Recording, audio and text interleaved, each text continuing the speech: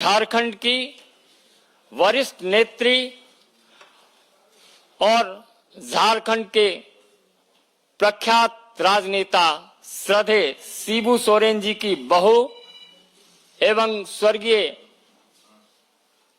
दुर्गा सोरेन जी की पत्नी, झारखंड मुक्ति मोर्चा की राष्ट्रीय महासचिव, मजदूर नेता, 3 बार 2009 से लगातार जामा विधानसभा से जेएमएम की विधायक, जिन्होंने आज ही कुछ चंद घंटे पहले विधानसभा की सदस्यता से झारखंड हित में त्याग पत्र दिया है, ऐसी श्रीमती सीता सोरेन जी को हम माननीय विनोद तावरे जी और माननीय लक्ष्मीकांत वाजपेयी जी से आग्रह करेंगे कि पार्टी की विधिवत सदस्यता प्रदान करें।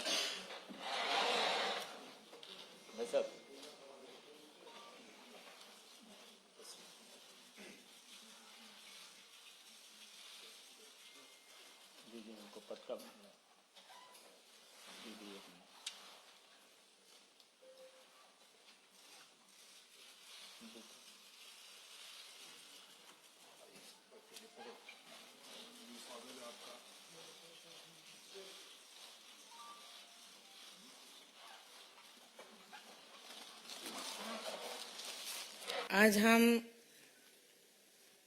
झारखंड मुक्ति मोर्चा के महापरिवार को छोड़ करके यशस्वी प्रधानमंत्री नरेंद्र मोदी जी के विशाल परिवार में आज हम शामिल हो रहे हैं और जिस तरह से नरेंद्र मोदी जी का सोच पूरे भारत में और पूरे विश्व में जो हम सबको देखने के लिए मिल रहा है, आए दिन विकास का कार्य हो रहा है और सभी टीम, जेपी नड्डा जी, गृह मंत्री अमित शाह जी, देवेंद्र फर्नांडिस जी, दिन रात सभी मिलकर के लगे हुए हैं कि हमारे इंडिया का विकास कैसे हो। इसी दृष्टिकोण को देखते हुए हम लोग आज चुनाव के दिनों में पहुंचे हैं और पूरा इंडिया से हमें सूचना मिल रही है कि लोग, जो कैंडिडेट है, भारतीय जनता पार्टी के ऊपर पूरे तरह से विश्वास रखते हुए इस महापरिवार में, मोदी जी के महापरिवार में आस्था और विश्वास को देखते हुए सभी कोई इस परिवार में जुड़ रहे हैं। और मैंने भी कई संघर्ष किए। झारखंड में 14 साल झारखंड मुक्ति मोर्चा पार्टी में रही। मेरे ससुर जी शिबू सोरेन जी, मेरे स्वर्गीय पति दुर्गा सोरेन जी, उनकी अगुवाई में झारखंड अलग राज्य बना और उनका सपना था कि झारखंड को किस तरह से विकसित राज्य बनाया जाए। कई मेहनत किए मेरे स्वर्गीय पति ने, संगठन बनाए, जल जंगल जमीन की रक्षा करने के लिए लड़ाई लड़ी, लेकिन उनकी लड़ाई अधूरी रह गई। इस बीच में, क्योंकि जब मेरे स्वर्गीय पति जिंदा थे, उनका कहना भी था कि मैं राजनीति में आऊं, एमएलए बनूं और झारखंड का नेतृत्व करूं, लेकिन उनका सपना ही रह गया। और उनके सपने को पूरा करने के लिए मैं झारखंड मुक्ति मोर्चा में विधायक रही। लेकिन कहीं ना कहीं इतने साल गुजारने के बाद भी कि जिस मुकाम तक हमें पहुंचनी चाहिए थी, क्योंकि 24 साल झारखंड अलग राज्य बन के हुआ और अलग राज्य की लड़ाई में कई लोगों ने अपनी कुर्बानी दी थी। वहां के जल जंगल के जमीन की रक्षा करने के लिए, आदिवासी बहुल क्षेत्र है,